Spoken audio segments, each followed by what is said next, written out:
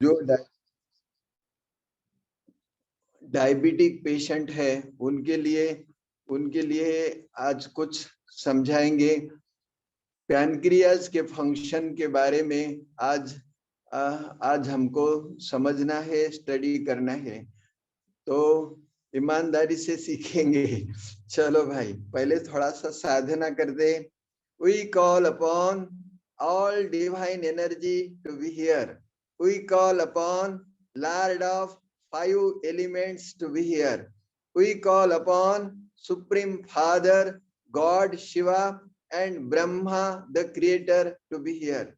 We call upon Jesus Christ, Gautam Buddha, Dr. Mikao Usui, Chujiro Hayashi, Madam Hawayo Takata, and all ascended master to be here.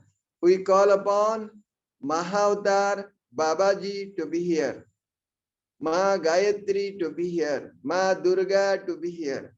We call upon Violet Fire to be here, Saint Michael Archangel, Angel of Violet Fire, Saint German, Keeper of Violet Fire to be here to transform and transmit all negativity.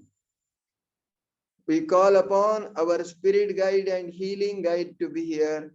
We call upon all healing angels to be here. All those who have been called, please come now, please come now, please come now. दोनों हाथ आंखों के ऊपर रखिए, जिह्वा को ऊपर चिपकाइए, गहरे लंबे सांस भरते अनुभव करे रेनबो कलर की प्रकाश शलाका मेरे सर के ऊपर तैयार हो गई। हर सांस के साथ ये दिव्य शक्ति मेरे सहस्त्रदल कमल से आज्ञा चक्र, कंठ चक्र, हृदय चक्र से होते हुए मेरे हाथों द्वारा मेरे आंखों को मिल रही। मेरे आंखों की रोशनी बढ़ गई।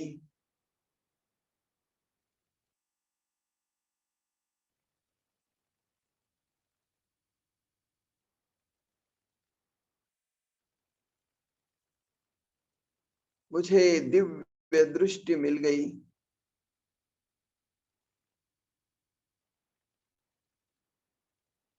इस दिव्य दृष्टि से अपने अंदर झांकते रहना, अपने सभी इंटरनल ऑर्गन्स को देखते रहना और उन्हें ठीक करना।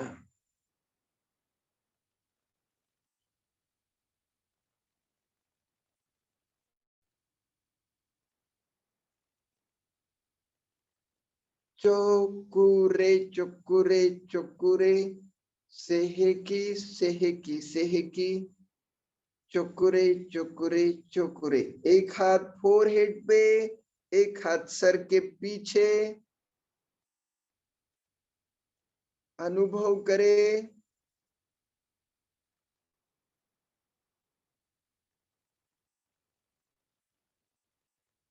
मेरा आज्ञा चक्र पूर्णतः खुल गया है।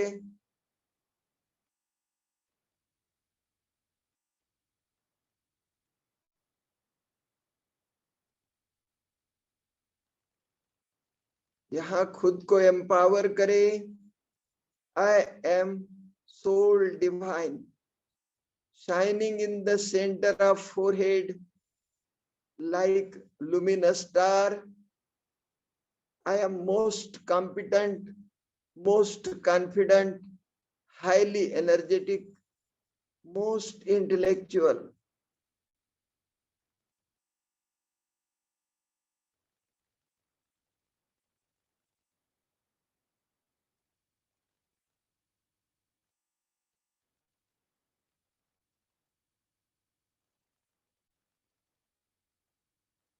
भ्रुकुटी मध्य से डिवाइन लाइट निकल रही है ऐसा महसूस करें, और ये डिवाइन लाइट मेरे सर के चारों तरफ फैल गई है। जैसा बुद्ध के प्रतिमा के चारों तरफ लाइट दिखाई देती वैसे महसूस करें। संकल्प कर सकते हैं, I am little Buddha, I am Buddha.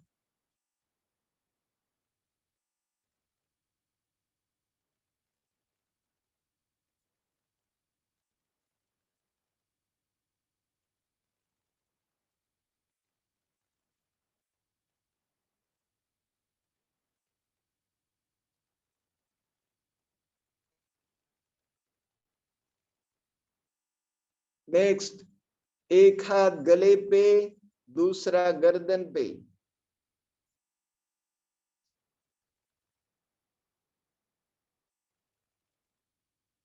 महसूस करें मेरा कंठ चक्र पूर्णतः जागृत हो गया है।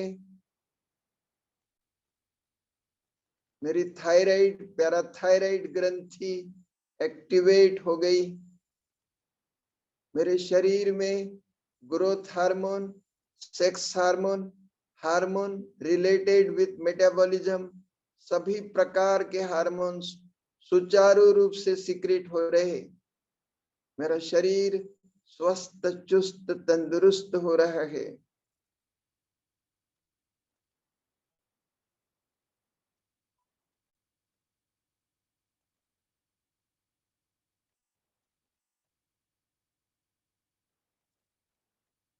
मेरा एक्सप्रेशन पावर बढ़ गया। मेरी वक्तृत्व शैली प्रभावशाली हो गई।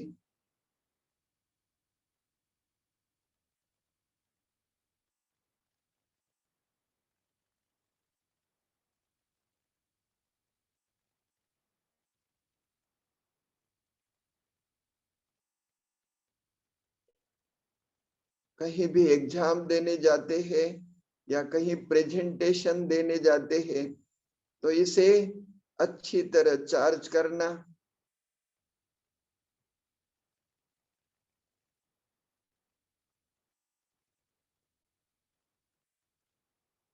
नेक्स्ट, एक हाथ हृदय चक्र पे सामने से, एक हाथ पीछे से, या दोनों हाथ सामने से हृदय चक्र पे रखो।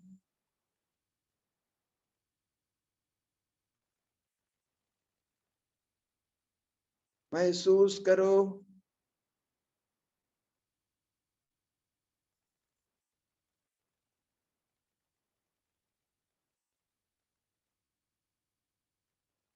हरे रंग के प्रकाश प्रकंपन मेरे सीने के बीचों बीच से निकल मेरे पूरे सीने में फैल रहे हैं। मेरा हृदय चक्र पूर्णतः जागृत हो गया। मेरे मन में सभी के प्रति प्यार, दया भाव, सद्भावना, मातृ वात्सल्य पनप रहा है। I am love magnet, I attract love, I transfer love.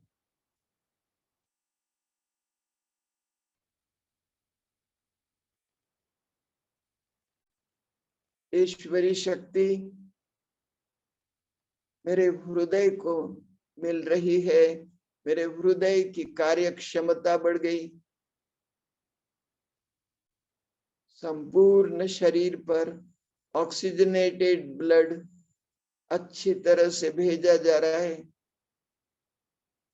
मेरा शरीर स्वस्थ, चुस्त, तंदुरुस्त हो रहा है।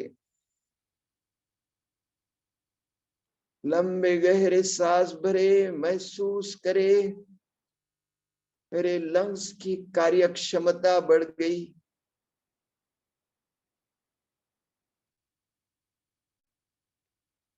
मेरे शरीर की ऑक्सीजन होल्डिंग कैपेसिटी बढ़ रही है।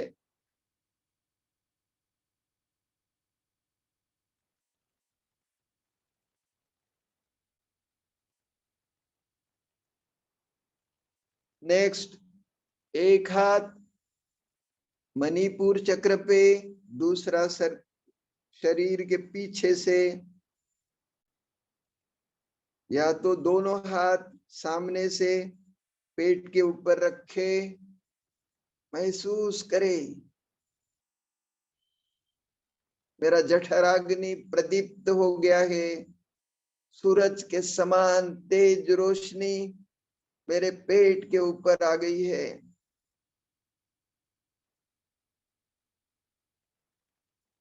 खाया हुआ अच्छे से हजम हो रहा है। मेरा शरीर स्वस्थ चुस्त तंदुरुस्त हो रहा है।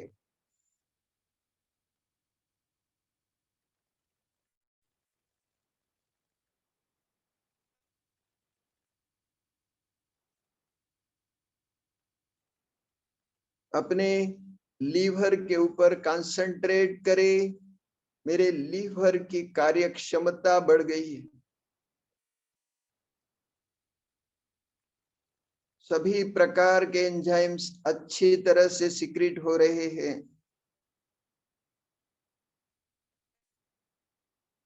जो कुछ हम खाते हैं हजम होने के बाद में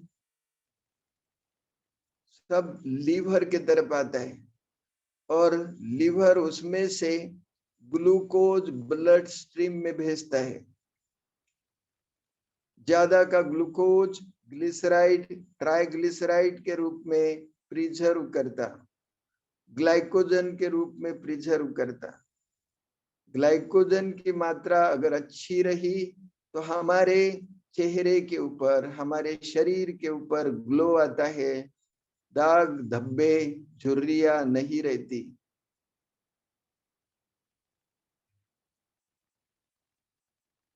लीवर माइक्रोन्यूट्रिएंट अपने पूरे शरीर में भेजता, अपने ब्रेन को भी माइक्रोन्यूट्रिएंट सप्लाई करता। जैसा लीवर काम करता वैसे हमारा पैनक्रियाज भी काम करता। पैनक्रियाज क्या काम करता है इसके ऊपर आज हमें सीखना है। पैनक्रियाज की कार्य क्षमता कैसी बढ़ाई जाए और फिर पैनक्रियाज कैसे कैसे डिस्टर्ब हो जाता है इसके बारे में आज हमें सीखना है। तो दोनों हाथ पेट के ऊपर ही रखेंगे और साधना जारी रहेगी और हम साथ साथ कान खुले रखेंगे, आंखें खुली रखेंगे और हम सब पैनक्रियाज के बारे में सीखेंगे। चित्रा जी। यस काका।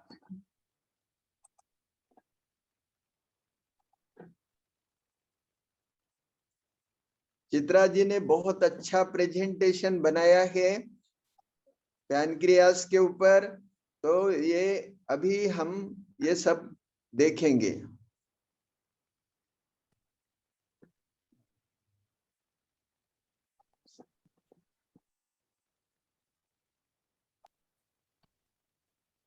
यस, हरिओम आप सबको। तो आज हम पैंक्रियाज के बारे में समझ लेंगे।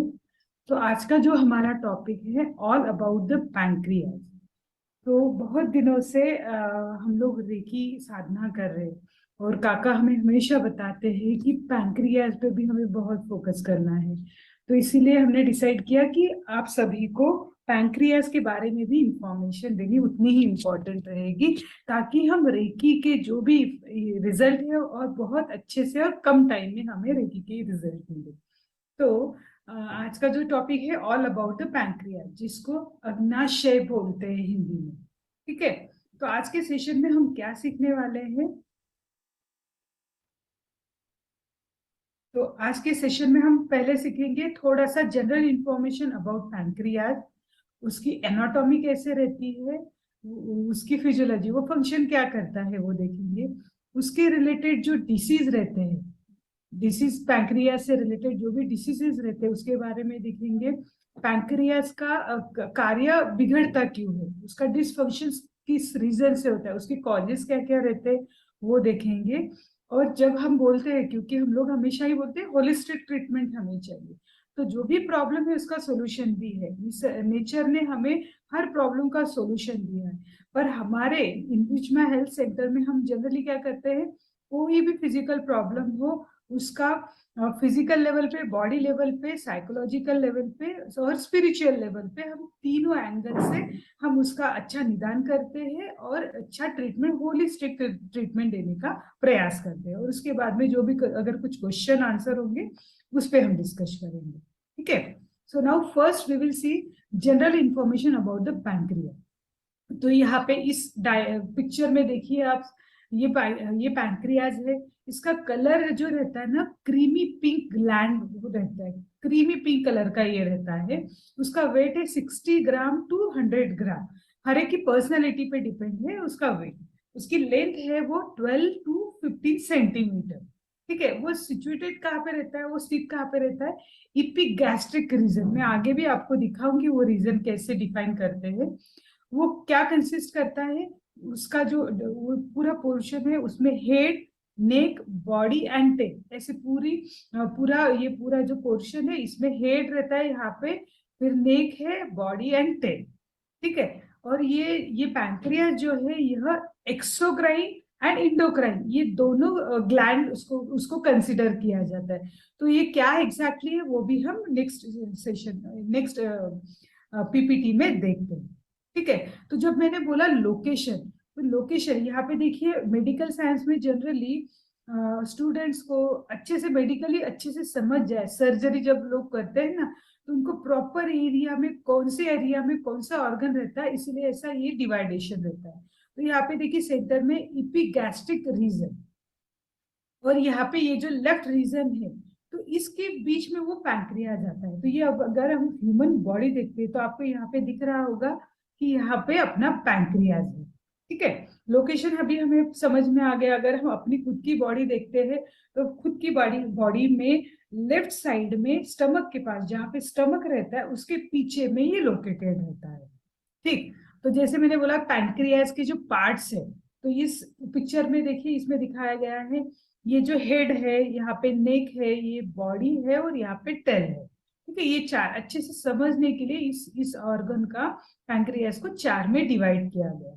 तो यहाँ पे देखिए ये पैंक्रियास बोला गया है इसमें। ये बीच में ये जो डक्ट है, नाली जो है, उसको पैंक्रियाटिक डक्ट बोलते हैं।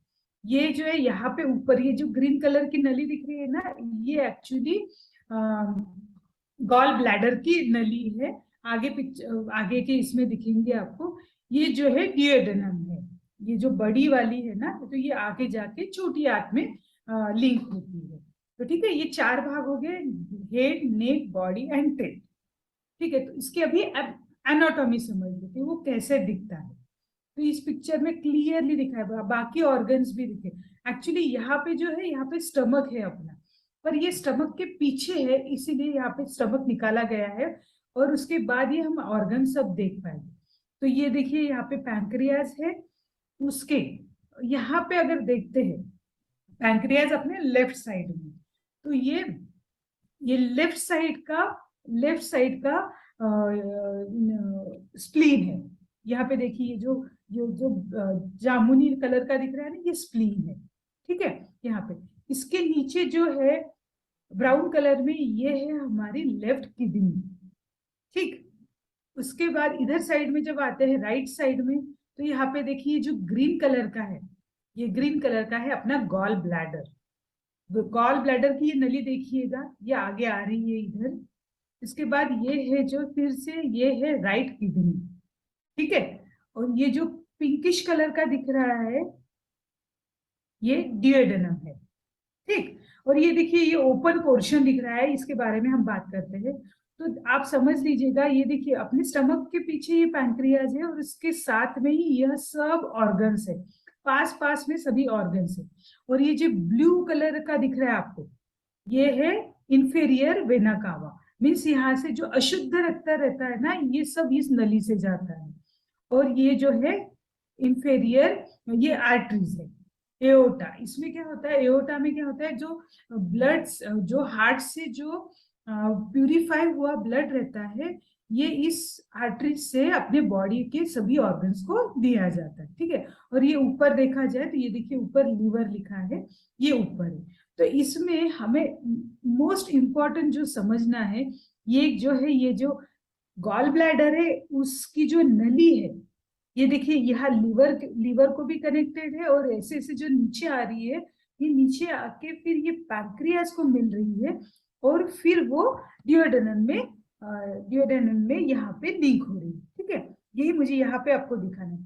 तो ये जो हेड पोर्शन है, ये हेड पोर्शन में वो एक्टिविटी होती है, यहाँ पे वो मिलते हैं। ठीक है, ये पैंक्रियास से आने वाली एक डक्ट नली और गॉल ब्लैडर से आने वाली नली यहाँ पे मिलती है। वैसे ही ये नेक का एरिया है, नेक का एरिया यहाँ पे दिया गया है। यह बॉडी है, प्रॉपर बॉडी, और ये टेल। तो जो टेल रहता है वो ज्यादा पास में किसके रहता है, स्प्लीन के पास में रहता है।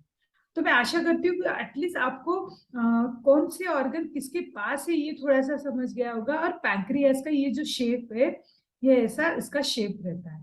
ठीक है, तो आगे हम थोड़ा सा देख लेते हैं। ये देखिए हेड, यहाँ पे हेड जो है ना, हेड का आधा यहाँ पे यू साइज का ये हेड है यहाँ पे। तो ये ना ये जो हम बोलते हैं ना स्मॉल इंटेस्टाइन, यहाँ से शुरू होता है स्मॉल इंटेस्टाइन। ये देखिए स्मॉल इंटेस्टाइन, तो ये ज्यादा से ज्यादा कवर होता है अपना हेड का, पैंक्रियास का हेड का पार्ट स्मॉल इंटेस्टाइन के एरिया में। ठीक है, दूसरा है, और हेड एरिया इसलिए इंपॉर्टेंट है क्योंकि इसी में गॉल ब्लैडर और पैंक्रियास डक्ट ये दोनों साथ में मिलते हैं यहाँ पे।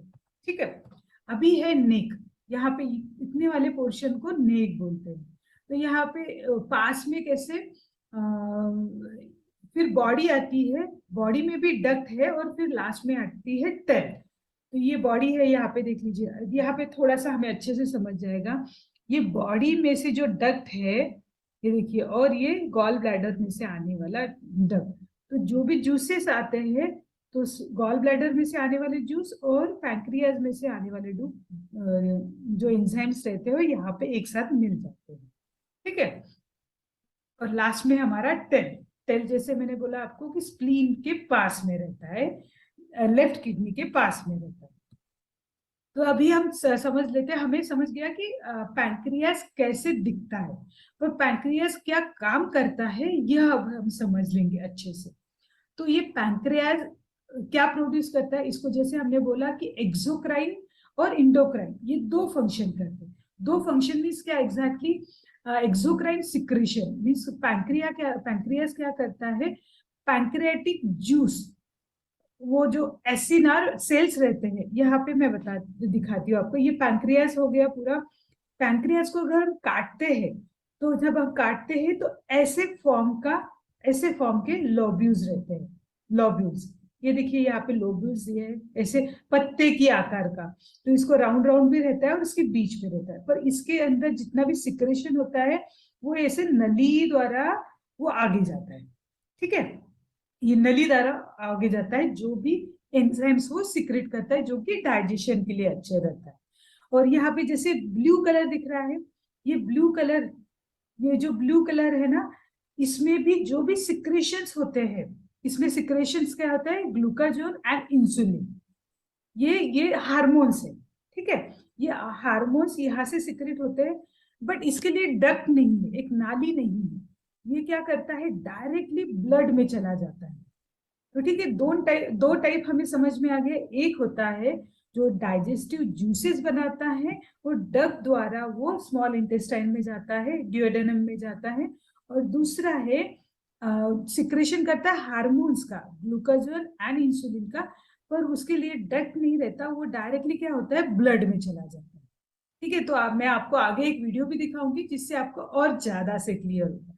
तो हमें आपको अभी हम समझ पा रहे होंगे कि अभी हमें दो फंक्शंस इंपॉर्टेंट है, पैंक्रियास के दो फंक्शंस। एक है पैंक्रियाटिक जूस का सिक्रेशन करना, और दूसरा है ग्लूकागोन एंड इंसुलिन हार्मोन्स का सिक्रेशन करना। ठीक है, तो वो कैसे करते हैं ये सब हम नेक्स्ट इसमें भी देखेंगे। नाउ ये पैंक्रियाटिक डक्ट थोड़ा सा समझ लेते हैं। तो जैसे ये पैंक्रियाज है, यहाँ पे मैंने बोला ये कॉमन बाइल डक्ट है, ये कॉमन बाइल डक्ट है। ये गॉल ब्लैडर है। ठीक है, ये गॉल ब्लैडर की ये जो नली है, ये ऊपर लीवर से भी कुछ सिक्रेशन आता है। ठीक, इसमें गॉल ब्लैडर से भी सिक्रेशन आता है, और ये जो सिक्रेशन है ना, ये नाली यहाँ तक आती है, ये डक्ट जो है यहाँ तक आती है। और इसमें से भी पैंक्रियाज में भी जो मैंने बोला आपको कि डाइजेशन के लिए जो हेल्पफुल एंजाइम्स रहते हैं, वो एंजाइम्स ये नली में जाते हैं, और ये नली से वो दोनों नलियां साथ में जुड़ती है। और फिर ये ड्यूओडेनम में सिक्रेशन होता है, और ये जो हम पेट में से जो खाना खाते हैं ये यहाँ पे आगे आता है, यहाँ में सिक्रेशन होता है, सब मिलता है खाने में, और फिर वो स्मॉल इंटेस्टाइन मीन्स छोटी आंत में आगे जाता है। तो यहाँ पे हमने पैंक्रियाटिक डक्ट सीखा, ये पूरा डक्ट जो है वो पैंक्रियाटिक डक्ट है। ठीक, नाउ नेक्स्ट, फिर से हम एक बार रिमाइंड करते हैं, रिवीजन करते हैं कि पैंक्रियाज क्या काम करते हैं। ठीक है, तो एक है एक्सोक्राइन फंक्शन जो पाचन में मदद करता है। एक्सोक्राइन फंक्शन मीन्स जो हमें डाइजेशन में जो एंजाइम्स जो जूसेस इंपॉर्टेंट रहते हैं वो हमें उससे सिक्रेशन करता है। और दूसरा है एंडोक्राइन जो ब्लड शुगर लेवल को नियंत्रित करता है, मीन्स ग्लूकोजन एंड इंसुलिन, ये दो हार्मोन सिक्रेट करता है और जो डायरेक्टली ब्लड में भेजते हैं। ठीक है, तो नाउ नेक्स्ट इज, हम लोग एक 5 से 6 मिनट का वीडियो है, यह वीडियो अच्छे से समझ लेते हैं, मीन्स आपके सभी डाउट्स क्लियर हो जाए। ठीक है,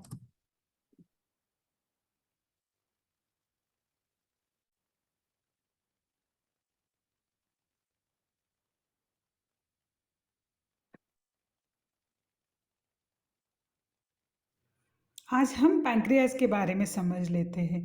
तो आपको पता है हमारे देश में, भारत देश में 7 करोड़ से भी ज़्यादा पेशेंट्स डायबिटीज़ के हैं। उसका मुख्य कारण है शरीर में जो इंसुलिन का बैलेंस है वो बिगड़ जाता है, और यही इंसुलिन को बैलेंस करने का काम अपना पैंक्रियाज यानी अग्नाशय करता है। तो आपको पता है कि पैंक्रियाज इंसुलिन बनाता है, तो हमें पता करना भी उतना ही इम्पोर्टेंट हो जाता है कि पैंक्रियाज कैसे काम करता है, वो उसके उसके डिसीजेस क्या होते हैं, हमें उससे अपने शरीर को कैसे स्वस्थ रख सकते हैं। तो चलो आज की इस वीडियो में हम पैंक्रियाज के बारे में पूरी जानकारी लेते हैं।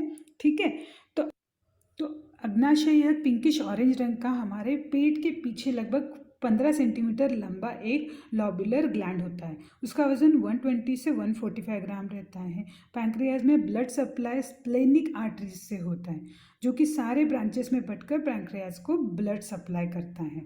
ठीक है, हमारे अगर अच्छे से समझना है तो इसको अगर काटते हैं पैंक्रियाज को, तो हमें दिखेगा कि पेड़ की शाखा की तरह, पत्तियों की जाल की तरह संरचना होती है, और उसके अराउंड कुछ टाइप्स के सेल्स रहते हैं। इस सेल्स को अच्छे से समझते हैं। यह जो ग्रीन कलर का दिख रहा है वो एक डक्ट है, मीन्स नली है, जो कि सीधे छोटी आंत में जाके मिलती है। और उस ग्रीन कलर, ये देखिए, ये छोटी आंत में जाके मिलती है। और उसी ग्रीन कलर के बाजू में जो पत्ते जैसे ऑरेंज कलर में दिख रहे हैं वो है एसिनार सेल्स, जो बहुत ही इंपॉर्टेंट रोल प्ले करते हैं। जब भी हम खाना खाते हैं, भोजन स्टमक से छोटी आंत की तरफ पास होता है, तब हमारा स्टमक गैस्ट्रिन नाम के हार्मोन को रिलीज करता है, जो कि पैंक्रियाज में रहे एसिनार सेल को स्टिमुलेट करता है। और फिर एसिनार सेल भोजन को पचाने के लिए कुछ एंजाइम सिक्रेट करना चालू कर देता है। फिर वह डक्ट में जाता है। जो साइड में सेंट्रो एसिनार सेल्स रहते हैं वह बाइकार्बोनेट को रिलीज करता है। यह जो बाइकार्बोनेट स्वभाव से अल्कलाइन होते हैं, मीन क्षारयुक्त होते हैं। देखिए, स्टमक से जो फूड आता है उसमें एसिड मिला हुआ रहता है। एसिड को अगर एसिड ऑर्गन को जला देगा, यही उसी को शांत करने के लिए, न्यूट्रलाइज करने के लिए बारकोनाइट पैंक्रियाज में तैयार होता है, और यही डाइजेस्टिव जूसेस और बारकोनाइट मिलकर पैंक्रियाटिक जूस बन जाता है। फिर वो डिओडेनम में जाके छोटी आंत में जाके मिल जाता है। उसी टाइम गॉल ब्लैडर में से भी कुछ जूसेस आते हैं और दोनों एक साथ डक्ट में मिल जाते हैं, और यह दोनों में से निकलने वाले जो जूस जब एक बन जाते हैं, तब वो हमारे शरीर में जो हम खाना खाते हैं उसमें कार्बोहाइड्रेट्स, प्रोटीन और लिपिड उसको बारीक करने का काम करते हैं, और उसमें हमारे ब्लड में एब्जॉर्ब करने में हमें मदद करता है। इसी के कारण हमारे बॉडी में से कार्बोहाइड्रेट, प्रोटीन और बाकी भी कंटेंट्स वो डाइजेस्ट होते हैं। और इसी प्रक्रिया में जैसे पैंक्रियाज में हमारे डाइजेशन के लिए जो इम्पोर्टेंट जूसेस रहते हैं वो डग द्वारा आगे जाते हैं। इसी को एक्सोक्राइन ग्लैंड कहा जाता है। एक्सोक्राइन मीन्स जो अपने अंदर के जूस को नली द्वारा भेजते हैं। ठीक है, अभी देखेंगे जो नीले कलर में दिखाया गया है ना, उसमें देखिए उसको आइलेट्स ऑफ लंगरहंस बोलते हैं। देखिए यह कैसे सेल्स को गुच्छे जैसे बनता है, राइट। यह मुख्यतः 3 सेल से बटा हुआ रहता है, अल्फा सेल्स, बीटा सेल्स और डेल्टा सेल्स। यह तीनों ब्लड कैपिलरीज द्वारा जुड़े हुए रहते हैं। अल्फा सेल्स ग्लूकागॉन का निर्माण करते हैं। ग्लूकागॉन क्या रहता है अपने बॉडी में, देखिए जब भी हमें एनर्जी लगती है कुछ काम करने के लिए तो हमारे शरीर में ग्लूकोज लगता है। तो हमारे शरीर में ऑलरेडी ग्लूकोजेन नाम का द्रव्य रहता है जो कि ग्लूकोज का एक स्टोर्ड फॉर्म रहता है। उसको ग्लूकोज में कन्वर्ट करता है और ब्लड स्ट्रीम में बहा देता है। बीटा सेल्स क्या करता है, ब्लड में इंसुलिन सिक्रेट करता है। और इंसुलिन क्या करता है, हमारे ब्लड में अगर ग्लूकोज की लेवल ज़्यादा बढ़ जाए उसे ग्लूकोजन में कन्वर्ट करके मसल्स में स्टोर कर देता है। और फिर जब भी हमारे बॉडी को ज़रूरत पड़ती है ग्लूकोज की, तब ग्लूकोजन उसे ग्लूकोज में कन्वर्ट करती है और हमारे शरीर को एनर्जी प्रोवाइड करती है। यानी ग्लूकोजन और इंसुलिन इसका काम एकदम अपोजिट है। डायबिटीज़ में भी तो यही होता है कि हमारे शरीर में पैंक्रियाज इंसुलिन बना नहीं पाता, जिसके कारण ब्लड में शुगर बढ़ जाता है और यूरिन के माध्यम से वो बाहर आता है, निकलता है, जिससे शरीर में कमजोरी फील होती है। तो अभी देखते हैं हम डेल्टा सेल। डेल्टा सेल यह सोमैटोस्टैटिनिन नाम के हार्मोन को रिलीज करता है। यह एक्चुअली जो भी अल्फा सेल बीटा सेल में से इंसुलिन होता है और ग्लूकोजन हार्मोन्स निकलता है उसको प्रतिबंध करना, उनको इनहिबिट करने में उसमें बड़ी मदद करता है और यही बैलेंस करने में बहुत हेल्पफुल होता है। तो पैंक्रियास जो रहता है वो इंडोक्राइन ग्लैंड, तो उसको क्यों कहा जाता है, उसका उत्तर यह है कि पैंक्रियाज में जो आइलेट्स ऑफ लंगरहंस में जो भी हार्मोन्स रिलीज होते हैं वह डायरेक्ट ब्लड स्ट्रीम में जाते हैं, राइट। तो इंडोक्राइन ग्लैंड वह होती है जो अपने अंदर की जो सिक्रेशन है, जो हार्मोन्स निकलने वाले होते हैं उसको डायरेक्ट ब्लड में भेज देती है। तो ऐसे हमने समझा है कि अभी पैंक्रियाज यह इंडोक्राइन भी है और एक्सोक्राइन, दोनों ग्लैंड में कंसीडर किया जाता है। तो पैंक्रियाज यह हम समझ गए हैं कि बहुत ही इम्पोर्टेंट ऑर्गन हमारे शरीर में होता है।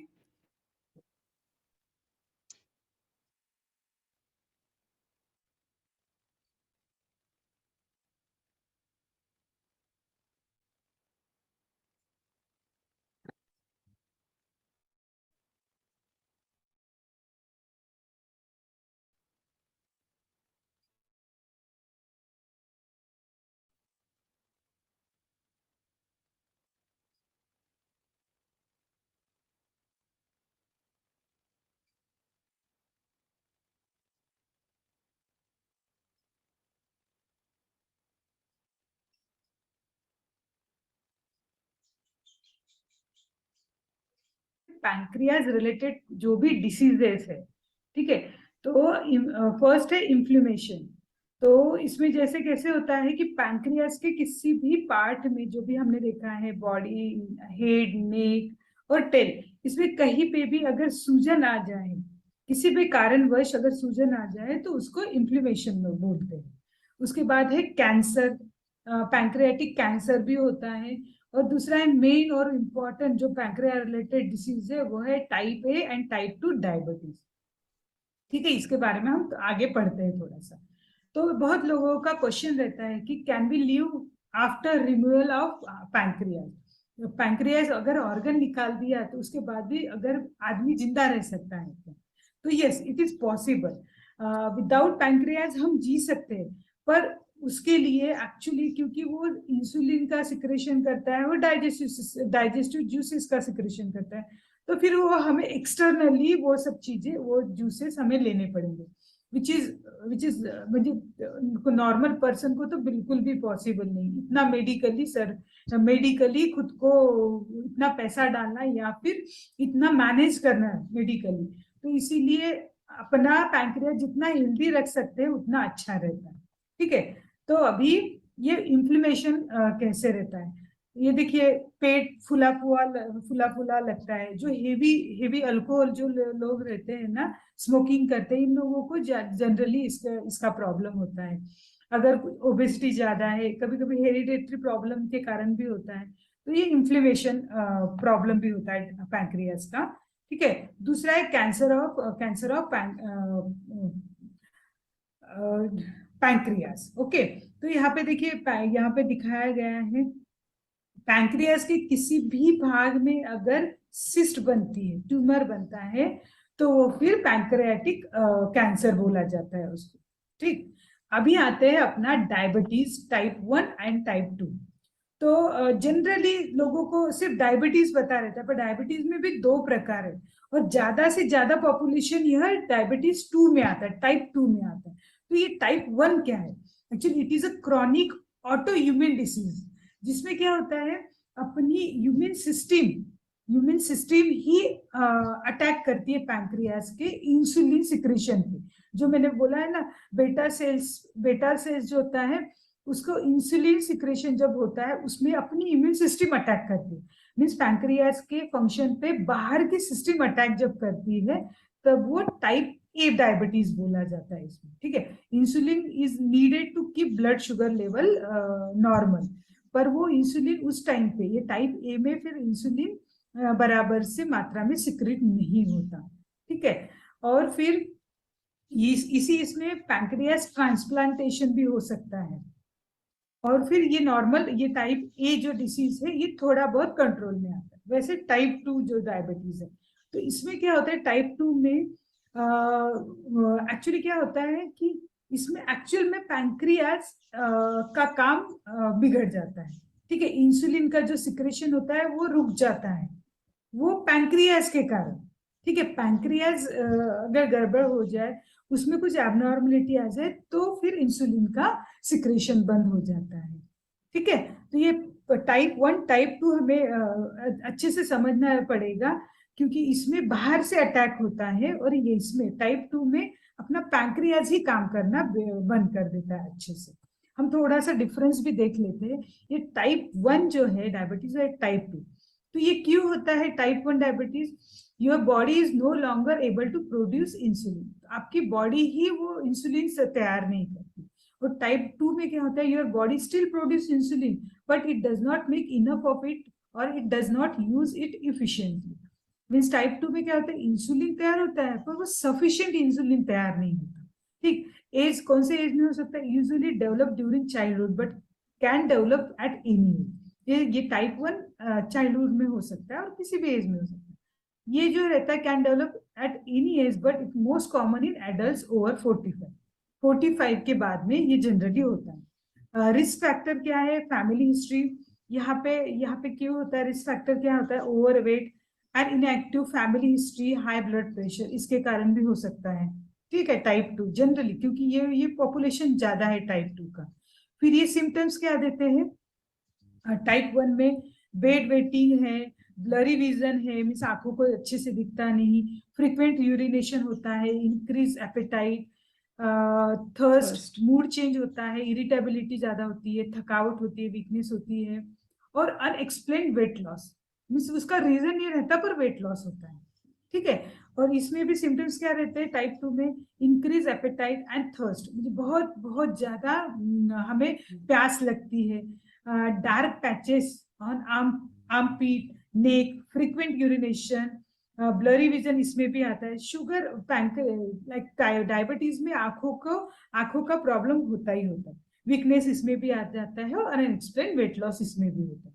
ठीक है। प्रिवेंशन क्या है इसके लिए? टाइप ए के लिए अभी तक कोई भी प्रिवेंशन मेथड्स नहीं है। ठीक है। बट जो टाइप 2 है उसके लिए हेल्दी लाइफस्टाइल से हम नॉर्मल स्थिति में आ सकते हैं। इसके लिए ट्रीटमेंट्स क्या है? टाइप 1 के लिए इंसुलिन इंजेक्शन लेना पड़ता है, क्योंकि वो एक्चुअल में इंसुलिन बंद ही कर देता है अपनी बॉडी इंसुलिन सिक्रेट करना। और यहाँ पे जो है healthy living, possible insulin support. Healthy living अगर लाइफस्टाइल अच्छी रखे तो भी हम डायबिटीज 2 को कंट्रोल में कर सकते हैं। ठीक। नाउ हम कॉजेस देखते हैं।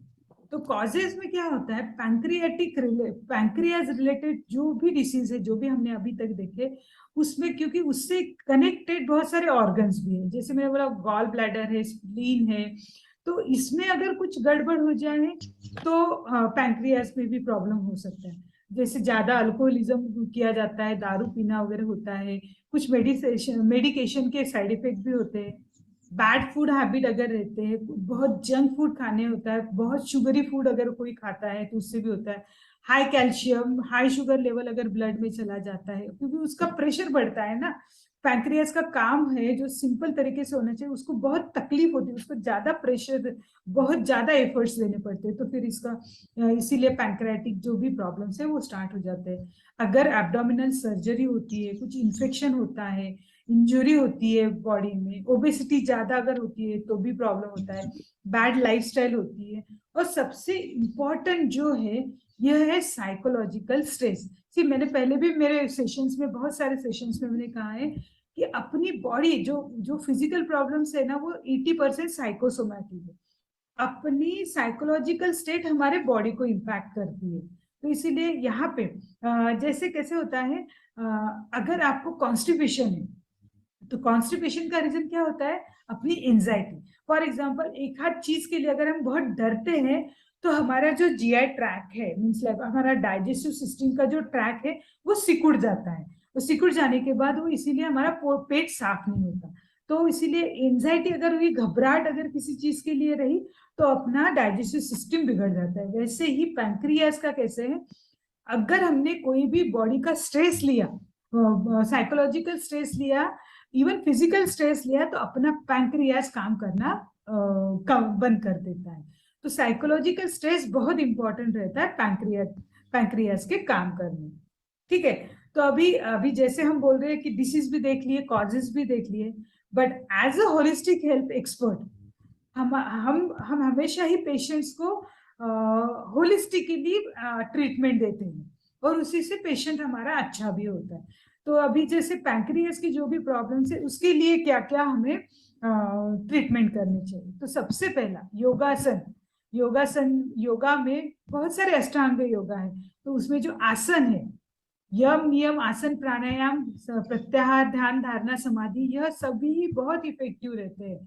पर योगा में जो आसन रहते हैं उसमें से सूर्य नमस्कार, भुजंगासन, शलभासन, धनुरासन, सर्वांगासन, अश्विनी मुद्रा, हलासन, मत्स्यासन, हंसासन, पश्चिमोत्तानासन एंड त्रिकोणासन। ठीक है, और उसमें प्राणायाम भी है, नाड़ी शोधन, भ्रामरी, भस्त्रिका, शुद्धि क्रिया आती है, वमन, जल नीति, लघु शंख प्रक्षालन। इस पे भी हम एक सेशन लेंगे, हम बताएंगे कि कैसे कैसे करना है। योग निद्रा, प्रणव जाप मीन्स ओंकार जाप बिफोर स्लीप 15 मिनट के लिए, यह बहुत ही इंपॉर्टेंट है। कोई भी अगर person pancreas related problem face कर रहा है या फिर डायबिटीज से त्रस्त है, तो इन्होंने ये सब चीजें करनी चाहिए। तो जैसे मैंने पहले बोला कि योगासना में ये यहाँ पे देखिए सूर्य नमस्कार बहुत ही इफेक्टिव है, हलासन है, सर्वांगासन है, मत्स्यासन है, त्रिकोणासन है, हंसासन है, पश्चिमोत्तानासन है, धनुरासन है। यह सब योगा क्या करते हैं, अपने पैंक्रियास के एरिया को आप देख सकते हैं, पैंक्रियास को एक्टिव करते हैं, वहां के सेल्स को रिजुनेट करते हैं, फ्लेक्सिबिलिटी देते हैं, स्ट्रेंथ देते हैं, और फिर हमारा पैंक्रियास अच्छे से काम करता है। योगासन is really best therapy for the diabetes patient. Okay, उसके बाद हम देखते हैं प्राणायाम। तो प्राणायाम में जनरली नाड़ी शोधन, भ्रामरी एंड भस्त्रिका। तो आपको पता होगा ये भ्रामरी कैसे करते हैं। भ्रामरी में कैसे करना पड़ता है कि आंखों को और कान को बंद करके हमें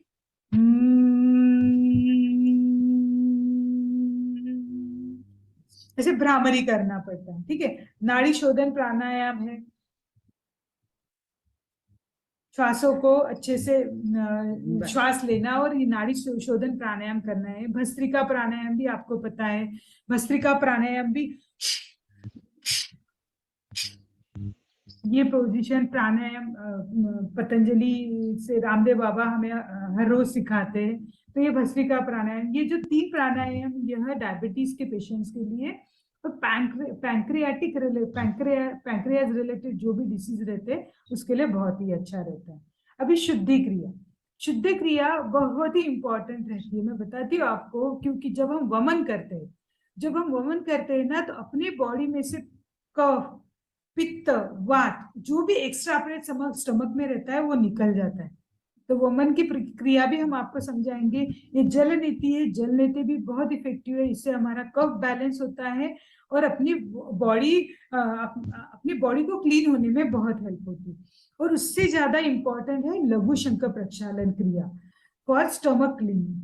सभी चीजें स्टमक से होती ही, अगर स्टमक अपना अच्छा रहा, पेट अपना अच्छा रहा, तो सभी चीजें अच्छी रहती। इसीलिए लघु शंख प्रक्षालन भी डायबिटीज के पेशेंट के लिए बहुत इंपॉर्टेंट रहता है। बट हाँ, यह सब जो भी क्रियाएं मैं यहाँ पे बता रही हूँ, यह एक अच्छे एक्सपर्ट्स के ऑब्जर्वेशन में करना ही इंपॉर्टेंट रहता है। ठीक है, ये ध्यान रखिएगा ना। उसके बाद है अपनी योग निद्रा और प्रणवजा। जैसे मैंने कारण बताए, ये डायबिटीज रिलेटेड पेशेंट्स को सबसे ज्यादा इंपॉर्टेंट है। साइंस ने यही प्रूफ किया है कि डायबिटीज जिन लोगों को होता है उसका 80% रीजन है तुम्हारा साइकोलॉजिकल स्ट्रेस। तो इसीलिए योग निद्रा एक ऐसी थेरेपी है जो हमें हमारे बॉडी को रिलैक्स होने में मदद करवाती है और अपनी अनकॉन्शियस लेवल पे जाके अपना जो स्ट्रेस लेवल रहता है उसको रिड्यूस करती है। तो मीन्स क्या होता है, योग निद्रा एक ऐसी थेरेपी है, ऐसी एक मेडिटेशन टेक्निक है जिसमें हमारे बॉडी का भी स्ट्रेस कम होता है और अपना साइकोलॉजिकल स्ट्रेस भी कम होता है। तो इसीलिए योग निद्रा डायबिटीज के पेशेंट्स के लिए बहुत ही इफेक्टिव ट्रीटमेंट है। योग निद्रा क्या करती है, अपने मसल्स को, अपने इमोशनल टेंशन्स को, मेंटल टेंशन्स को कम करती है। ये अपनी बॉडी को रिलैक्स करती है। ठीक है, अगर किसी को नींद नहीं आती है स्ट्रेस के कारण या फिर डायबिटीज के बाकी इश्यूज के कारण, तो वो क्या करती है, अपनी नींद की क्वालिटी अच्छी करती है, अपनी मेमोरी जो है इनहांस करती है, बहुत सारे इंडोक्राइन इम्बैलेंसेस जो रहती है उसको बैलेंस करती है। योग निद्रा के बहुत ही ज्यादा फायदे हैं। ठीक है, तो बॉडी को और माइंड को दोनों को रिलैक्स करने के लिए योग निद्रा इज वेरी नाइस। दूसरा है ओमकार जप। ओमकार जप का साइंटिफिक रीजन ये है, जब हम बोलते हैं कि हमारे यूनिवर्स, हमारी सृष्टि ही ओमकार से बनी, ठीक है, तो उसका एक नाद है, उसका एक स्वर है। तो उसका जो, जब हम ओमकार बोलते हैं तो उसका जो आवाज से जो क्या बोलेंगे उसको, ध्वनि से जो हम कंपन तैयार करते हैं, वो कंपन हमारे पैंक्रियाज को इतने इफेक्टिव रहते हैं कि अपना पैंक्रियाज एक्टिव होता है। और अपना पैंक्रियाज एक बार एक्टिव हो जाए तो उसमें से जो सिक्रेशन रहते हैं वो नॉर्मली होते हैं, जो हार्मोन सिक्रेशन है और डाइजेस्टिव सिक्रेशन जो भी होते हैं। तो ओमकार जप भी बहुत ही इफेक्टिव है फॉर अ डायबिटीज पेशेंट। ठीक, अभी हम देखते हैं कि नेचुरोपैथी के हिसाब से उसको क्या करना है। नेचुरोपैथी में बहुत सारे ट्रीटमेंट्स है, बट नेचुरोपैथी में जनरली बोला जाता है मॉर्निंग में जो है वो जो गर्म पानी है, थोड़ा सा गुनगुना पानी, धीरे धीरे सिप सिप करके, जैसे हम खाना खाते हैं ना, उसको पानी को हमें चबा चबा के पीना है मॉर्निंग में। ठीक है, उसके बाद पैंक्रियाज जहाँ पे रहता है उस पे हमें हॉट, गरम ठंडी पट्टी रखनी है। ठीक है, माथी पट्टी भी हम रख सकते हैं, पर या फिर अगर कपड़े की जो गरम पानी से और ठंडे पानी से ऐसे अल्टरनेट करके माथी पट्टी और हॉट एंड कोल्ड पट्टी रख सकते हैं। इससे भी क्या होता है, अपना पैंक्रियाज के सेल से एक्टिव होते हैं और वो सिक्रेशन करना स्टार्ट करते हैं। बिफोर बाथ, नहाने से पहले हम जो जहाँ पे पैंक्रियाज अपना ऑर्गन रहता है वहां पे ड्राई मसाज भी कर सकते हैं, उससे भी हमें बहुत रिजल्ट मिलता है। सस्ता और अच्छा इफेक्टिव ट्रीटमेंट्स ये सब नेचुरोपैथी में है। उसके बाद होममेड कुछ ट्रीटमेंट्स है, जैसे हमारा जामुन जो बोलते हैं, जामुन, उसके जो सीड रहते हैं उसका पाउडर भी हम ले सकते हैं, मेथी दाना काढ़ा भी कर सकते हैं। व्हीट ग्रास तो बहुत ही इफेक्टिव रहता है क्योंकि ये हमारे बॉडी में ऑक्सीजन लेवल बढ़ाता है। और एलोवेरा जूस हम ले सकते हैं। तो कौन सी चीजें पैंक्रियाज रिलेटेड जो डिसऑर्डर्स रहती है उसके लिए अच्छी रहती है, फ्रेश वेजिटेबल्स। जितना फ्रेश वेजिटेबल हम खाएंगे उतना अच्छा। बनाना अच्छा रहता है, ये बहुत ही गलत मिसकंसेप्शन है लोगों की कि डायबिटीज में बनाना नहीं खाते, पर नहीं, ऐसा कुछ भी नहीं है। बनाना का स्वीट जो रहता है ऑर्गेनिक स्वीट रहता है और वो बॉडी को अच्छा रहता है। फिर गाजर है, करेला है, पालक जूस है, लहसुन है, टोमेटो है, मूला है, कोथिंबीर जिसको बोलते कोरिएंडर, मेथी है, काकड़ी है, कुकुम्बर जिसको बोलते हैं, ब्रिंजल है, लाइक मोड स्प्राउट आलेले जो जो भी चीजें है वो हम खा सकते हैं। और जो नींबू के टाइप का जो है, जो भी नींबू है, ऑरेंज है, मौसम्बी है, ये सब फ्रूट्स हम खा सकते हैं। नारियल पानी पी सकते हैं, जो जिसकी जिसकी मलाई निकाली हुई होती है, वो जो छाछ रहता है वो भी हम पी सकते हैं। तो किस चीज को अवॉइड करना चाहिए? अवॉइड करने में स्वीट्स, जो भी एक्सटर्नल स्वीट्स रहते हैं वो सब बंद करने हैं। स्वीट फ्रूट है, उसमें क्या होता है, स्वीट पोटैटो जो हम रताड़े बोलते हैं, पोटैटो, नॉर्मल पोटैटो, राइस और मिल्क के जो प्रोडक्ट्स है वो डायबिटीज के पेशेंट्स को या फिर पैंक्रियाज जिनको जिन रिलेटेड जिनको जो भी इश्यूज रहते हैं उनको हमें अवॉइड करना चाहिए। ठीक है। Now psychological and spiritual treatment. हमने अभी बॉडी पे काम कर लिया, योगासन किए, उसके बाद हमने नेचुरोपैथी के ट्रीटमेंट्स भी किए, डाइट कैसा रखना चाहिए, यह सब भी हम चीजें थी। हेल्दी लाइफस्टाइल बहुत ही इंपॉर्टेंट रहती है, टाइम पे उठना, टाइम पे सोना, दिन भर में बहुत अच्छे से पानी पीना। तो ये स्ट्रेस मैनेजमेंट, मैंने बोला ना आपको कि स्ट्रेस है, यह एक बहुत बहुत ही मेजर रोल प्ले करता है अपने डायबिटीज के पेशेंट्स के लिए। तो फिर स्ट्रेस मैनेजमेंट क्या उसमें क्या करना पड़ता है? तो फ्रेंडली सोशल नेटवर्किंग, लोगों के साथ अच्छे से सोशल नेटवर्किंग होना, नॉइज जो है, नॉइज से थोड़ा सा दूर रहना, अपने लिमिटेशंस क्या है वो समझ लेना। हर चीज करनी जरूरी नहीं रहती, अपने लिमिटेशंस समझ लो और उस लिमिटेशंस में रहो, रिलैक्स रहो। एक्सरसाइज रेगुलर करना, हेल्दी डाइट लेना, स्लीप अच्छे से लेना, टाइम मैनेजमेंट करना, काम अपने जो भी है अपने टाइम टाइम पे करना, जो भी काम डिसाइड कर लेते वो फिनिश कर देना, तो हमें स्ट्रेस नहीं आता। और ये है मेडिटेशन। तो ये सब अगर हम अपनी लाइफ में स्किल्स डेवलप कर लेते हैं तो हमें स्ट्रेस ज्यादा नहीं आता। ठीक है। और दूसरा है फॉरगिवनेस। फॉरगिवनेस मेडिटेशन हमने 2 बार किया है, तो वह भी थेरेपी, वह भी मेडिटेशन हमें बहुत स्ट्रेस फ्री लाइफ जीने में मदद करता है। फिर है ग्रैटिट्यूड एवरीवन।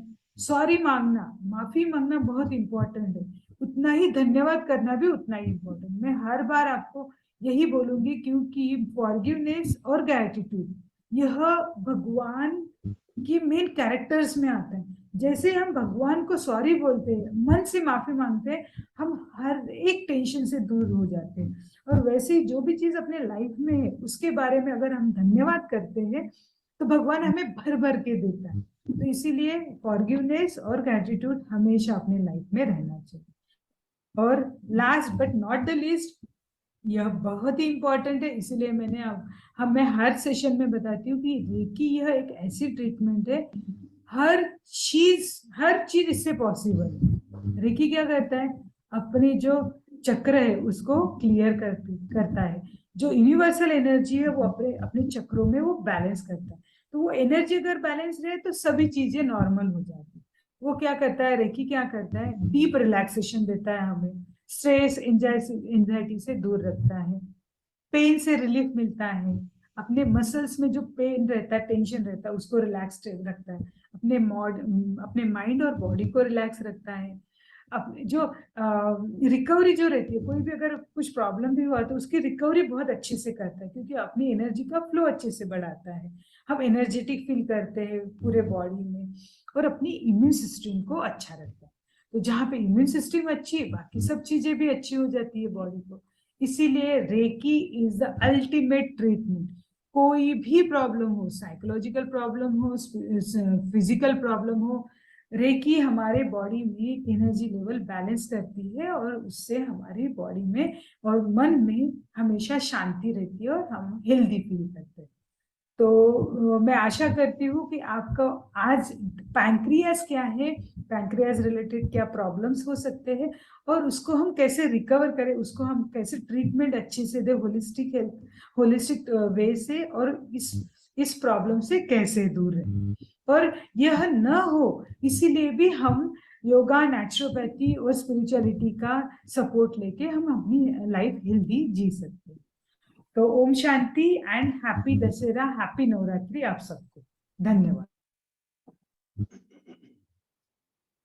धन्यवाद चित्रा ताई, बहुत अच्छी तरह से चित्रा ताई ने आज पैनक्रियास के बारे में बताया। अपन रोज पैनक्रियास को ट्रीटमेंट तो देते हैं, मगर पैनक्रियास क्या है और पैनक्रियास के फंक्शंस क्या है ये आज अच्छी तरह से समझ लिया है। अभी जब भी आप पैनक्रियास के ऊपर हाथ रखेंगे तो महसूस करते जाना। अभी पैनक्रियास के ऊपर हाथ रखिए, महसूस करें कि मेरे पैनक्रियास के बीटा सेल एक्टिवेट हो गए हैं। पैनक्रियाज में इंसुलिन की मात्रा अच्छी तरह से सिक्रीट हो रही है और मेरा ब्लड ग्लूकोज लेवल नॉर्मल है। और दूसरा, वहां से ग्लूकागान भी सिक्रीट होता है जो क्या करता है, ग्लूकोज लेवल को बढ़ाता है। तो देखो, ग्लूकोज लेवल भी जरूरी है। जब भी हम कमजोर हो जाते हैं, जब शरीर में एनर्जी नहीं रहती, तो वो ग्लूकोज लेवल भी बढ़ना जरूरी है। इसलिए पैनक्रियाज जो है ग्लूकोज लेवल को मॉनिटर करता है, अच्छा करता है। इसलिए पैनक्रियाज में हाथ रखो लेफ्ट साइड में और महसूस करो मेरे शरीर की ग्लूकोज लेवल नॉर्मल हो गई मेरा। अच्छा, दूसरी बात चित्रा दीदी ने आज आपको बताई कि एंजाइटी नहीं होना चाहिए। ज्यादा चिड़चिड़ करेंगे, ये करेंगे तो ग्लूकोज लेवल बढ़ जाएंगी। हाँ, जैसा देखो, समझो मोटरसाइकिल से कहीं जा रहे और किसी को ओवरटेक करना है तो आपको स्पीड तो बढ़ाना पड़ेगा ना। तो वैसा ही जब भी चिड़चिड़ होगी, जब भी गुस्सा आएगा, जब भी कोई बहुत भारी समस्या आएगी, उस वक्त आपकी ग्लूकोज लेवल बढ़ जाएंगी। तो इसलिए उसको कम करने के लिए शांत रहो, मस्त रहो, चुस्त रहो। ठीक है, चलो भाई। तो अभी क्या करेंगे, अभी थोड़ा सा, अभी पैनक्रियाज भी समझ लिया और पैनक्रियाज दूसरा डाइजेस्टिव जूसेस भी सिक्रीट करता है और जो हमारे डाइजेशन में भी मदद करता है। तो पैनक्रियाज खाली एंडोक्राइन ग्लैंड नहीं है, तो वो जूसेस भी बनाता है, हमारे डाइजेशन में मदद भी करता है। तो ये तो समझ लिया। अब इसके नीचे में हाथ रखो, पैनक्रियाज के नीचे में है स्वादिष्टान चक्र। स्वादिष्टान चक्र के ऊपर हाथ रखो। स्वादिष्टान चक्र का रंग ऑरेंज कलर, ऑरेंज कलर के प्रकाश प्रकंपन यहां देखो।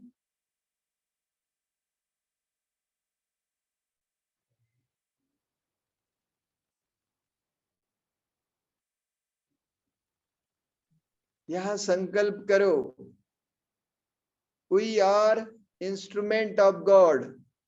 हम भगवान की भुजा है। ईश्वर पिता को अपना शरीर नहीं है, इसलिए ईश्वर पिता ने हम बच्चों को चुना है। और ईश्वर पिता ऑरेंज कलर के प्रकाश प्रकंपन हमारे शरीर तथा तेजो वलय में भर रहे हैं। हमारा शरीर तथा तेजो वलय ऑरेंज कलर के प्रकाश प्रकंपनों से भर गया है। महसूस करो, महसूस करो, ये ऑरेंज कलर के प्रकाश प्रकंपन मेरे पूरे शरीर में फैल रहे हैं। मेरे शरीर के ऊपर के तेजो वलय में फैल रहे हैं। अब अपने तेजो वलय को खोल दो, महसूस करो ये ऑरेंज कलर के पवित्र प्रकंपन आपके तेजो वलय से आ से, आ सेतु हिमाचल फैल रहे हैं। और ये भारत भूमि, यहाँ रहने वाले सभी लोगों को ये दिव्य प्रकंपन मिल रहे हैं। अब महसूस करो, I am light house, might house. जैसे समुद्र में लाइट हाउस टिम्बर को दिशा दिखाता है, वैसे मेरे द्वारा सारे संसार के लोगों को डिवाइन लाइट मिल रही है, डिवाइन एनर्जी मिल रही। ऐसा महसूस करो। अब प्यार से गाओ, सर्वेषां स्वस्तिर्भवतु, सर्वेषां पूर्णं भवतु, सर्वेषां शान्तिर्भवतु, सर्वेषां मङ्गलं भवतु, सर्वे भवन्तु सुखिनः, सर्वे सन्तु निरामया, सर्वे भद्राणि पश्यन्तु, मा कश्चित् दुःखभाग् भवेत्। सर्वे भवन्तु सुखिनः, सर्वे भवन्तु सुखिनः, सर्वे भवन्तु सुखिनः। अब दोनों हाथ खोल दो, महसूस करो कि मेरे हाथों द्वारा डिवाइन लाइट, डिवाइन इंसाइट सारे संसार के लोगों को मिल रही है। जैसे माँ दुर्गा के वरदानी हाथ है, ऐसे माँ दुर्गा जैसी मेरे हाथों से डिवाइन लाइट सारे संसार के लोगों को मिल रही है। और यहाँ रहने वाले सभी लोग सुखी हो रहे हैं। सर्वे भवन्तु सुखिनः, सर्वे भवन्तु सुखिनः, सर्वे भवन्तु सुखिनः।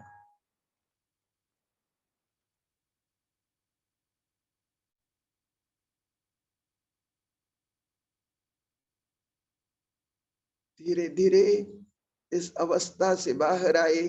दोनों हाथ मूलाधार चक्र पे रखे। मूलाधार चक्र का रंग लाल, लाल सुनहरे रंग के प्रकाश प्रकंपन मूलाधार चक्र से मेरे पूरे शरीर में फैल रहे, ऐसा अनुभव करे। मूलाधार से गहरे लंबे सांस भरे, आज्ञा चक्र तक, आज्ञा चक्र से मूलाधार पे छोड़े।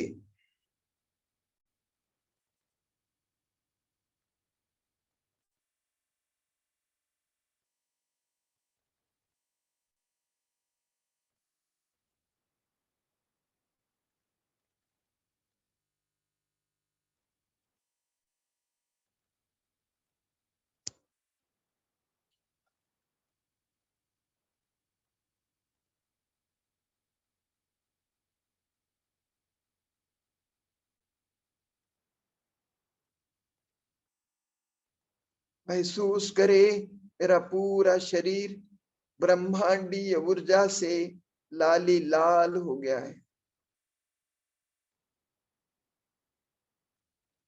हनुमान जी जैसा ईश्वर पिता सर्वशक्तियों के सागर है। ईश्वर पिता की सभी दिव्य शक्तियां, दिव्य गुण मुझ में आ रहे हैं। मेरा शरीर तथा तेजोबलय इस दिव्य शक्ति से भर गया है। अब प्यार से 3 बार ओंकार का जाप करेंगे।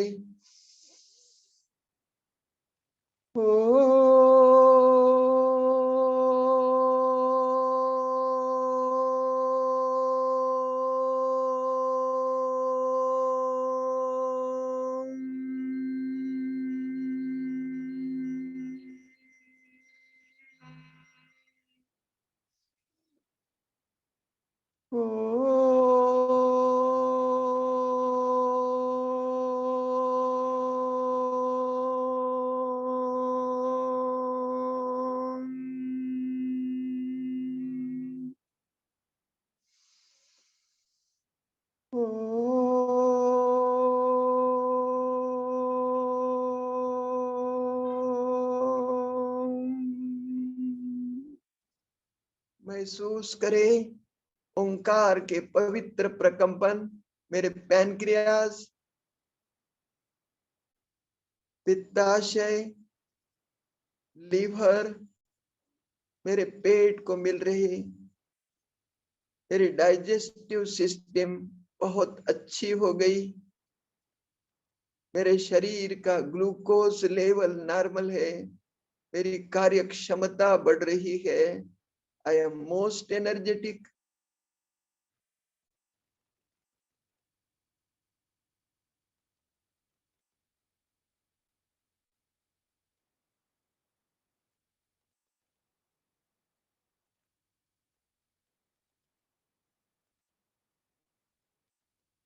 अब दोनों हाथ खोल दो और जिह्वा को ऊपर चिपकाओ। सांस भरते हाथ ऊपर, एनर्जी बॉल करेंगे।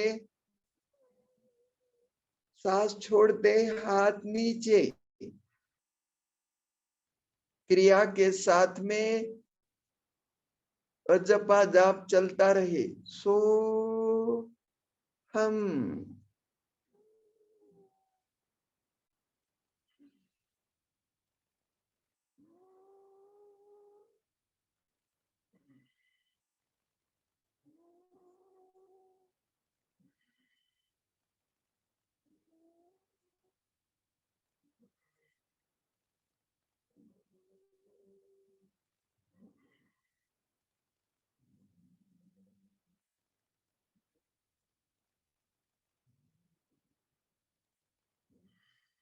नेक्स्ट, दोनों हाथ बीचों बीच, सांस भरते बाहर, सांस छोड़ते अंदर।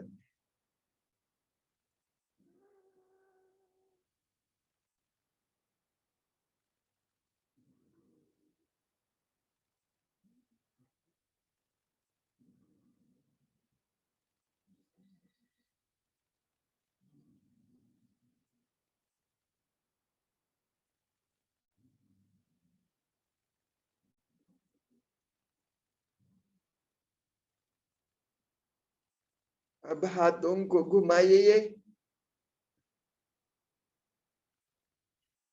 गहरे लंबे सांस।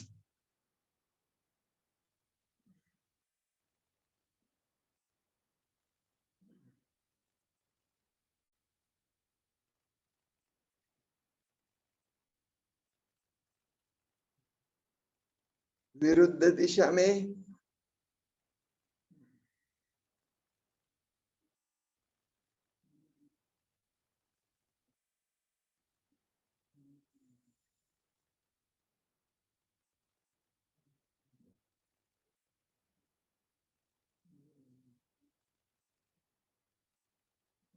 अब देखो क्या बनाया आपने। ये एनर्जी बॉल अपने पैनक्रियास के ऊपर ले ले। ले ले पैनक्रियास के ऊपर, पेट के ऊपर, लेफ्ट साइड में रख ले दोनों हाथ। महसूस करे मेरे पैनक्रियास के डाइजेस्टिव जूसेस बनने की प्रक्रिया अच्छी तरह से शुरू हो गई। मेरा डाइजेशन सुचारू रूप से चल रहा है। मेरे पैनक्रियास के अल्फा सेल, बीटा सेल अच्छी तरह से रीजनरेट हो गए। मेरे शरीर का ग्लूकोज लेवल नॉर्मल है। मेरा शरीर स्वस्थ, चुस्त, तंदुरुस्त है।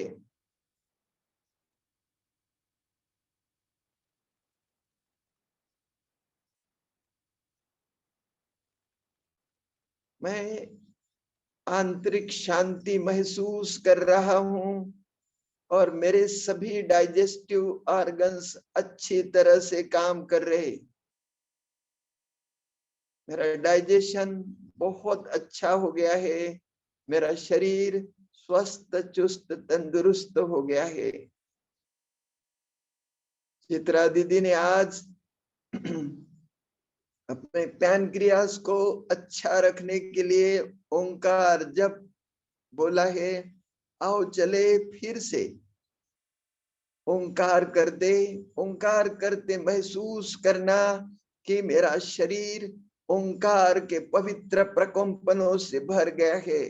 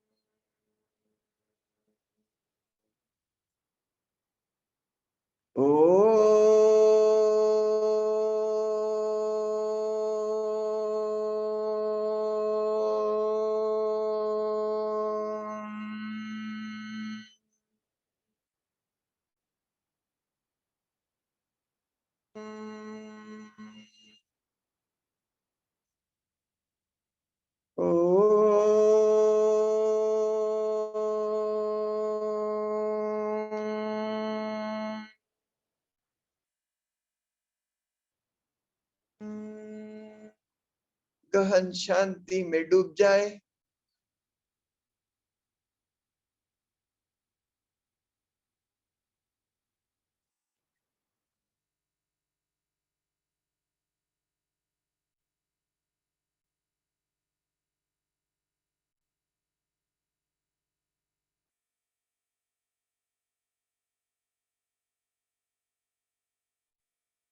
अब दोनों हाथ जोड़ ले।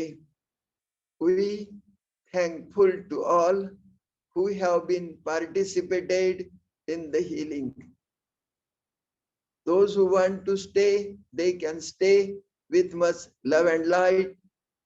Those who want to live, they can live with much love and light. Thank you all. आज ईश्वर पिता की असीम कृपा प्रसाद से आज का सेशन बहुत अच्छा रहा। ईश्वर पिता की बहुत मदद मिली और चित्रा दीदी ने आज बहुत अच्छा प्रेजेंटेशन दिया।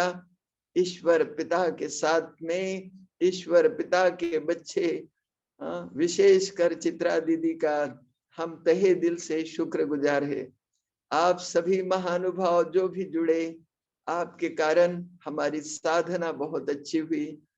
ईश्वर पिता आप सबकी झोली खुशियों से भर दे, आपका संसार फले फूले, यही प्रार्थना करते हैं। धन्यवाद। सबका मंगल हो, सबका कल्याण हो।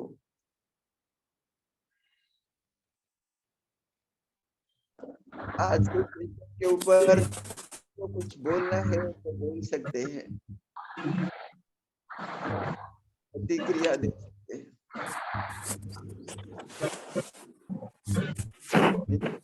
जयंती भाई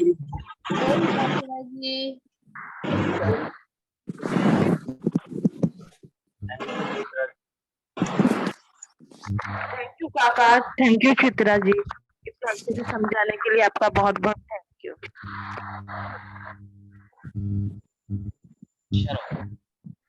धन्यवाद चित्राताई, खूप छान सांगितलं आज.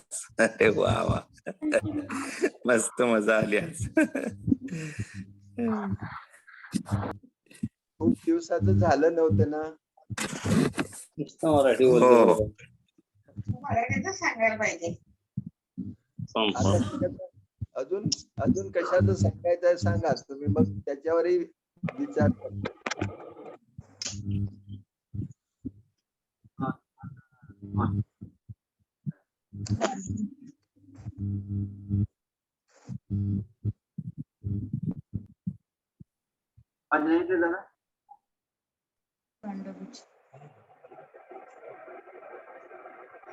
डॉक्टर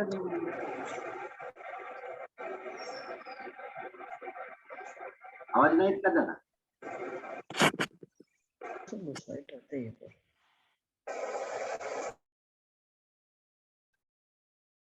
हाँ, तुम्ही अनम्यूट करा सर. तुम्ही अनम्यूट करा सर. हो सर, आवाज येतोय, आवाज येतोय. छान डेमॉन्स्ट्रेशन झालं ते. Thank you sir, thank you. मेडिकल वाले एवढं छान सांगू शकत नाही, एवढं छान सांगितलं आपण. हो, खूप मोठं कॉम्प्लिमेंट झालं हे. प्रयत्न करते, कारण हाच आपला टार्गेट असतो की आपल्या रेकीच्या आणि ह्याची आवश्यकता आहे सर्वांसाठी. दादा आपला आवाज नाही येत ना, आपला अनम्यूट करा ना. नरेश दादा आपला आवाज नाही येत. काका,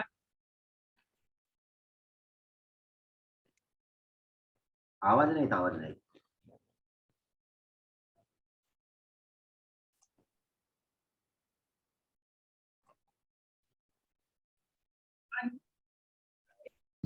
जर समजा पॅनक्रियाज आपल्याला माहित असला तर पॅनक्रियाज वर जास्ती कॉन्सन्ट्रेट करू शकू या दृष्टीनं, कारण डायबिटिक लोक खूप आहेत आणि आपल्या सिनियर सिटीजन मध्ये खूप सारे डायबिटिक आहेत.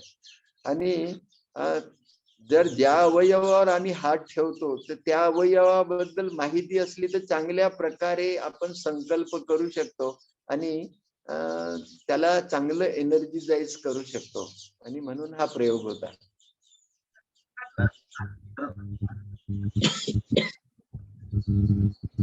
बरोबर आहे चित्राताई?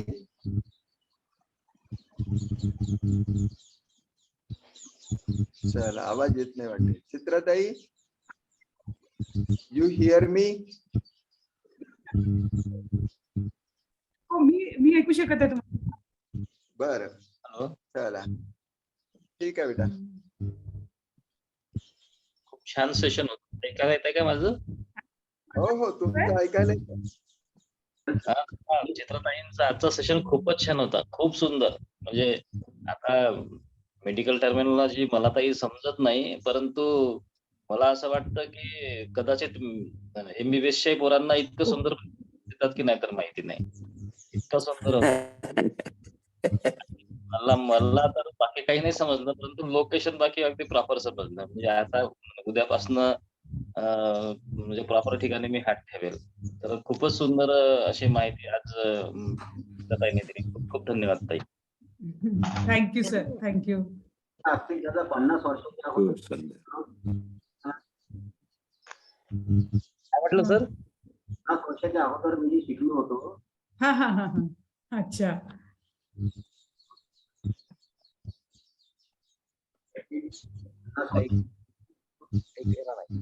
ओके ओके, हा बरोबर आहे सर. हो, कसं आहे, शरीराची माहिती सगळ्यांना असली की बरी राहते. म्हणजे कोणते ऑर्गन कसं काम करतात. माझा आवाज येतोय ना सर? चित्रा, ओम शांती. ओम शांती विद्याताई. खूप छान सांगितलं पॅनक्रियास. धन्यवाद ताई. खूपच छान. धन्यवाद धन्यवाद तुझं. धन्यवाद खूप ताई. खूप धन्यवाद छान. सर. Thank you sir.